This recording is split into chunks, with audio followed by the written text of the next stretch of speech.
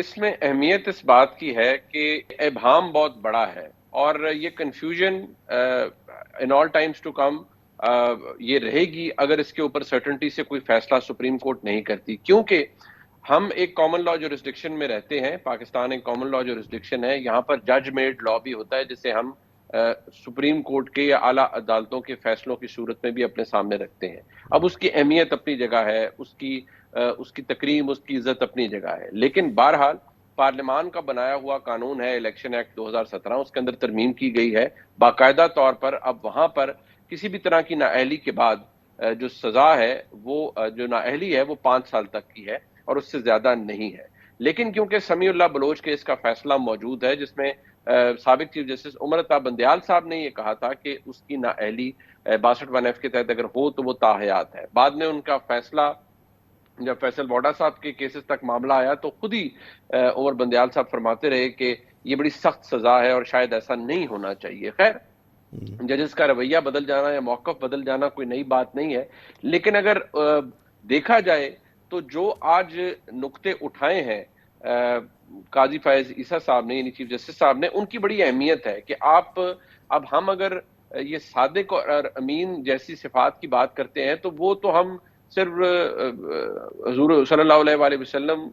یا ان کی ذات اقدس تک ہی یہ محدود ہیں، کیونکہ اس کے علاوہ تو کوئی مسلمان یہ کلیم بھی نہیں کر سکتا کہ وہ کوالیفائی بھی کرتا ہے بحیثیت جی جی صادق یا امین. یہ تو صرف حضور صلی اللہ علیہ وآلہ وسلم کی ان کی تعریف میں یا ان کی کوالٹیز میں سے ایک ہے. تو اگر یہ مینڈیٹ یا اگر یہ چیزیں، یہ پری ریکوزٹس کسی جج کے لیے نہیں ہے، جو کہ آج انہوں نے پوائنٹ آؤٹ کی، کسی اور عہدے کے لیے نہیں ہے، تو پھر پارلیمان کا الیکشن لڑنے والوں کے لیے کیوں ہے؟ یہ جنرل ضیاء صاحب کے دور میں ایک صدارتی آرڈیننس کے تحت یہ آئین کے اندر شامل کی گئی 62-63 کی شکل. اب سوال صرف اتنا ہے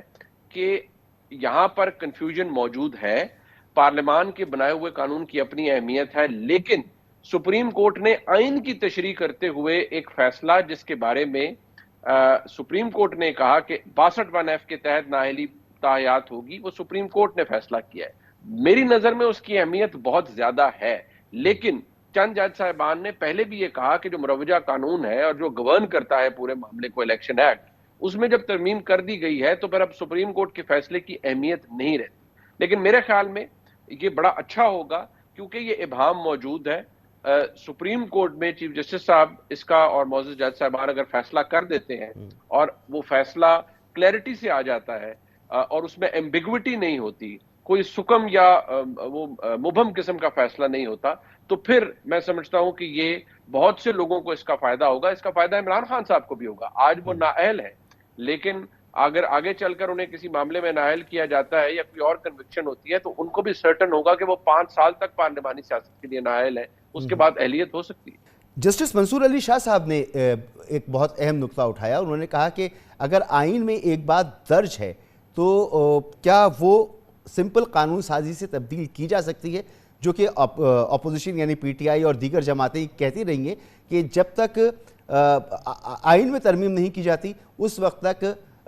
یا تو عدالت کا فیصلہ ہے کہ پرانا فیصلہ جو تھا، پرانی تشریح جو تھی اس کے برخلاف کوئی فیصلہ ہے، یا پھر آئین میں ترمیم کی جائے. سمپل قانون سے نااہلی ختم نہیں ہو سکتی. تو جسٹس منصور علی شاہ صاحب نے بھی آج یہ نقطہ اٹھایا. یہ نقطہ، اس کی بڑی اہمیت ہے اور میں اس کو بالکل ڈس ریگارڈ نہیں کر رہا. میرے بھی ذہن میں یہی ایک خدشات تھا کہ کیا ایک عام لیجسلیشن سے ایک آئین کی انٹرپریٹیشن جو کی گئی، بہرحال یہ بات ذہن میں رکھیے کہ 62(1) کی نااہلی کی مدت آئین میں نہیں لکھی ہوئی کہ کتنی ہوگی. نااہلی لکھی ہوئی ہے، مدت نہیں لکھی. مدت کی تشریح سپریم کورٹ نے کی کہ وہ تاحیات ہے.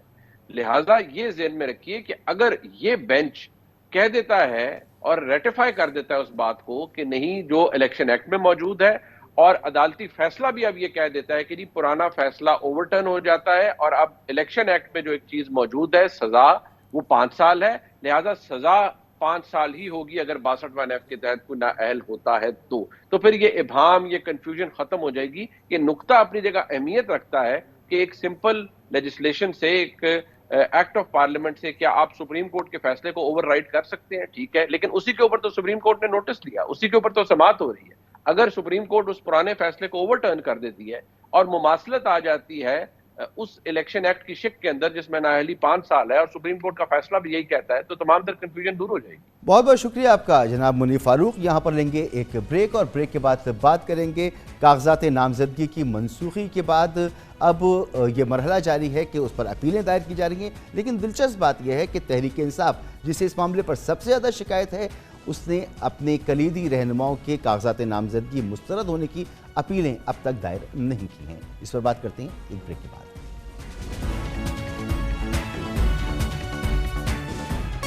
الیکشن کمیشن مرحلہ وار 8 فروری کے انتخابات کے انعقاد کی طرف بڑھ رہا ہے۔ جانچ پڑتال کے دوران کاغذات نامزدگی کی منظوری اور منسوخی کے بعد اب تیسرے مرحلے میں آروز کے فیصلے الیکشن ٹربیونلز میں چیلنج کیے جا رہے ہیں، جو کل تک اپیلیں وصول کریں گے اور 10 جنوری تک تمام اپیلوں کی سماعت مکمل کر کے فیصلے دیں گے۔ لیکن حیران کن طور پر تحریک انصاف کے بانی عمران خان اور وائس چیئرمین شاہ محمود قریشی سمیت اہم رہنماؤں کی جانب سے ابھی تک ٹربیونل سے رجوع نہیں کیا گیا، جن میں پی ٹی آئی کے صدر پرویز الہی، حماد اظہر، ڈاکٹر یاسمین راشد، اسد قیصر، مراد سعید، شہریار آفریدی اور اعظم سواتی سمیت کئی کلیدی رہنما شامل ہیں۔ پی ٹی آئی کا دعویٰ ہے کہ ان کے 90% اراکین کے کاغذات نامزدگی مسترد کر دیے گئے ہیں۔ پی ٹی آئی نے انتخابی ذمہ داریاں بیوروکریسی کو سونپنے سے متعلق الیکشن کمیشن کے فیصلے کو لاہور ہائی کورٹ میں چیلنج کیا تھا۔ کل ہمارے پروگرام میں پلڈاٹ کے ایگزیکٹو ڈائریکٹر احمد بلال محبوب کا کہنا تھا کہ اپیلیٹ ٹریبیونلز میں ہائی کورٹ کے ججز ہیں، اگر آروز نے بغیر کسی معقول وجہ کے کاغذات نامزدگی مسترد کی ہیں تو پی ٹی آئی کو ریلیف ملنے کی امید ہے۔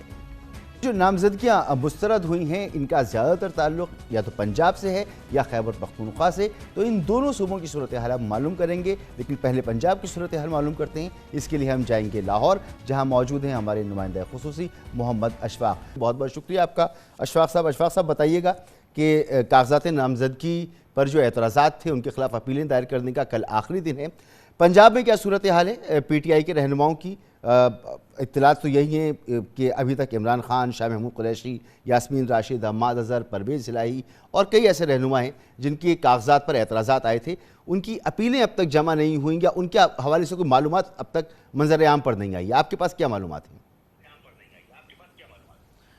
جی بالکل، یہ بالکل درست بات ہے، اور ابھی تک بانی P T I Shah Mahmood Qureshi, میاں اسلم اقبال، حماد اظہر اور ان کے ساتھ ساتھ جو دیگر ڈاکٹر یاسمین راشد ہیں اور مرکزی جو قیادت ہے، ان کی کسی کے بھی جانب سے ابھی تک کاغذات نامزدگی مسترد کرنے کے خلاف اپیلیں لاہور ہائی کورٹ کے اپیلیٹ الیکشن ٹریبیونل میں دائر نہیں کی گئیں۔ اگر اعداد و شمار کی بات کی جائے تو اب تک یعنی 2 روز میں لاہور ہائی کورٹ کے الیکشن اپیلیٹ ٹریبیونل میں مجموعی طور پر 201 اپیلیں دائر ہو چکی ہیں، اور پہلے تو یہ بتائیے کہ کیا وجوہات ہیں اس حوالے سے کہ عمران خان ہو، شاہ محمود قریشی یا دیگر قیادت ہو پی ٹی آئی کی، اس نے اپیلیں دائر نہیں کی، کیا وجوہات کیا ہیں اس کی؟ وہ کر نہیں پا رہے، کرنا چاہ رہے ہیں کر نہیں پا رہے، یا وہ کرنا ہی نہیں چاہتے؟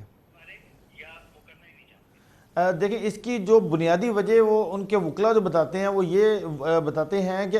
جو جن آروز نے ان کے کاغذات نامزدگی مسترد کیے ہیں، اس حوالے سے متعلقہ ریٹرننگ افسران ان کے تحریری فیصلے جاری نہیں کر رہے، اور متعدد درخواستیں وہ متعلقہ آروز کو دے چکے ہیں کہ اگر آپ نے کاغذات نامزدگی مسترد کر دیے ہیں تو اس کے تحریری فیصلے ہمیں دیے جائیں تاکہ ہم اس کے اگینسٹ ٹریبیونل میں اپیل دائر کر سکیں۔ اور اس حوالے سے یہ ایک بنیادی وجہ ہے جس کی وجہ سے اپیلیں تاخیر کا شکار ہو رہی ہیں۔ اور ایک اور مثال یہ ہے کہ چودھری پرویز الہی اور چودھری مونس الہی کے جب کاغذات نامزدگی کے مسترد کرنے سے متعلق تحریری فیصلہ جب جاری نہیں کیا ریٹرننگ افسر نے، تو مجبوراً ان کو لاہور ہائی کورٹ میں پٹیشن فائل کرنا پڑی، اور یہ ڈائریکشن لاہور ہائی کورٹ سے لینی پڑی کہ متعلقہ آرو کو حکم دیا جائے کہ دونوں جو سیاسی رہنما ہیں ان کے کاغذات نامزدگی مسترد کرنے کا تحریری فیصلہ جاری کرے۔ تو پھر لاہور ہائی کورٹ نے حکم دیا متعلقہ ریٹرننگ آفیسر کو کہ جلد از جلد ان کے جو تحریری فیصلے ہیں وہ فوری طور پر جاری کیے جائیں۔ گو کہ کل آخری روز ہے۔ اگر ہم صرف لاہور کی بات کریں تو مجموعی طور پر 500 سے زائد جو کاغذات نامزدگی ہیں وہ مسترد ہوئے تھے، لیکن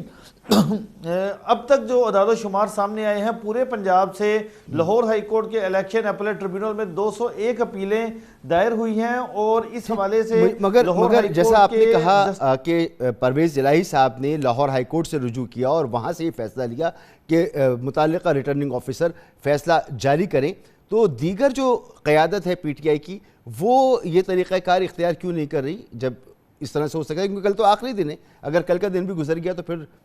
تو مسائل اور بڑھ جائیں گے۔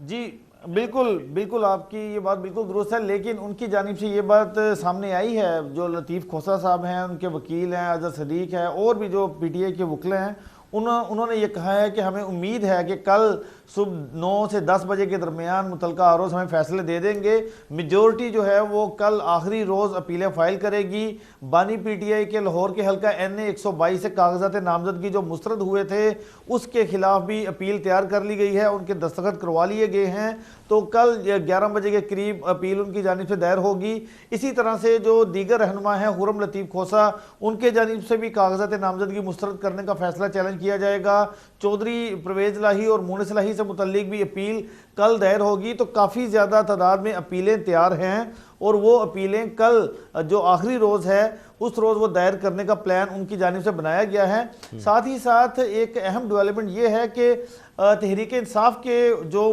مرکزی جو قیادت ہے، جس میں اکثریت اس وقت 9 مئی کے مقدمات میں اشتہاری ہے، تو ان کی جانب سے خدشہ یہ بھی ہے کہ ان کو کسی بھی لمحے گرفتار کیا جا سکتا ہے۔ ان سے اپیلوں پر دستخط کروانے میں بھی وکلا کو کافی دشواری کا سامنا کرنا پڑ رہا ہے، تو ایک یہ بھی وجہ ہے جس کی وجہ سے اب تک اپیلیں دائر نہیں کی گئیں۔ البتہ اس حوالے سے لاہور ہائی کورٹ کے 9 ججز پر مشتمل الیکشن ٹریبیونل تشکیل دیے گئے ہیں، جو کہ کاغذات نامزدگی منظور یا مسترد ہونے پر اپیلوں کی سماعت کریں گے۔